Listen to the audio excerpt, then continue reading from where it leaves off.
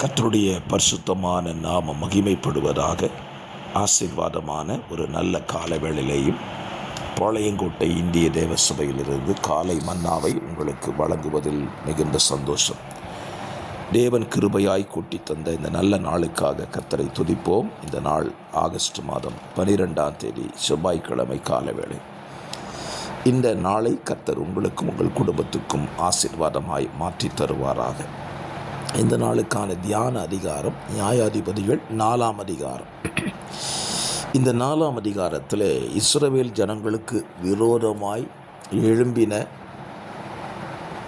ஒரு ராஜா, அந்த ஆசேரின் ராஜாவுக்கும் தேவன் இஸ்ரவேலுக்காய் எழும்ப பண்ணினதான நியாயாதிபதியாயிருந்த தெபோராளுக்கும் இடையே நடந்த ஒரு யுத்தத்தை இந்த அதிகாரத்தில் நீங்கள் வாசிக்க முடியும். இந்த அதிகாரத்தில் கர்த்தர் ஆசேரின் ராஜாவாகிய ஆசேருக்கு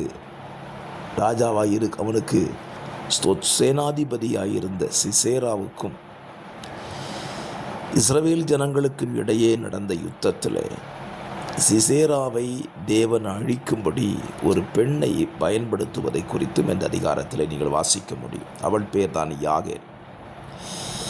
நமக்கு இந்த அதிகாரத்திலிருந்து பிரசங்கங்களை நீங்கள் கேட்டிருக்கலாம். யாகேல் ஏன் சிசேராவை கொல்ல வேண்டும்? சிசேரா பாராக்கினால் துரத்திப்படப்படும் பொழுது உயிர் பழைக்க ஓடுகிறான். அவன் கண்ட காட்சி, யாகேல் கூடார வாசலில் நின்று கொண்டிருக்கிறாள்.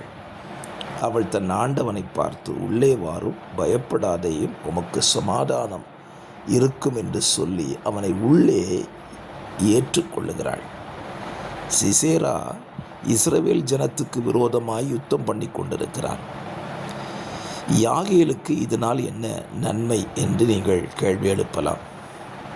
பல நேரத்திலேயும் தேவ ஜனங்களை அழிக்க நினைக்கிறவர்களோடு கூட நம்முடைய உறவு எப்படி இருக்கிறது என்பதற்கு யாகேல் நல்ல ஒரு உதாரணம். இந்த யாகேல் யார்? இவள் ஏபேரினுடைய மனைவி என்று வேதம் சொல்லுகிறது. இந்த ஏபேர் யார்? மோசேயின் மாமனாகிய ஓபாவின் புத்திரரோடு கூட வாழ்ந்தவன். இந்த மோசேயின் மாமன் யாரோடு இருந்தவன்? இஸ்ரவேல் ஜனத்தோடு இருந்தவன். அப்படியானால் இஸ்ரவேல் ஜனத்தோடு இருந்த மோசேயின் மாமனாகிய ஓபாவோடு கூட இருந்தவன் ஏபேர். அவனுடைய மனைவிதான் யாகேல்.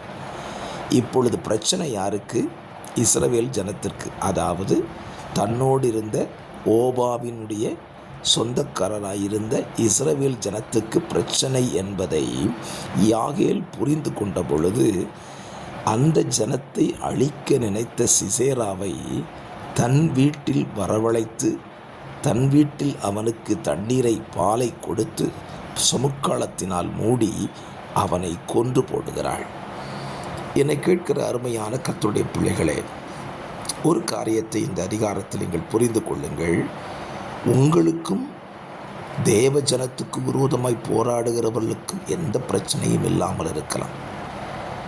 தேவ ஜனத்துக்கு விரோதமாய் கிரியை செய்கிற சத்துருவுக்கும் உங்களுக்கும் எந்த பிரச்சனையும் இல்லாமல் இருக்கலாம். ஆனால் நீங்கள் யார் தெரியுமா?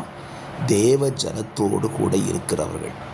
அப்படியானால் தேவ ஜனத்தோடு கூட இருக்கிறவர்களுக்கு ஒரு பிரச்சனை வருமானால் அந்த பிரச்சனை உங்களையும் சார்ந்தது தான்.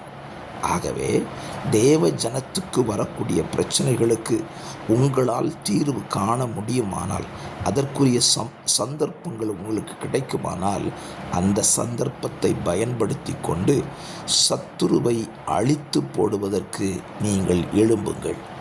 எப்படி யாகேல் எழும்பி சிசேராவை அழித்துவிட்டு பாராக் வரும்போது சொல்லுகிறாள், இதோ நீர் தேடின மனுஷரை உமக்கு காண்பிக்கிறேன் என்று சொல்லுகிறாள். எத்தனை பெரிய பாக்கியம் தெரியுமா? என்னை கேட்கிற கர்த்தருடைய பிள்ளைகளே, இன்றைக்கு தேவ ஜனத்துக்கு விரோதமாய் சத்துரு எத்தனை கூட்டங்களை எழுப்புகிறான். அவர்களை அழிக்கக்கூடிய கிருபைகளை கர்த்தர் உங்களுக்கு தரட்டும்.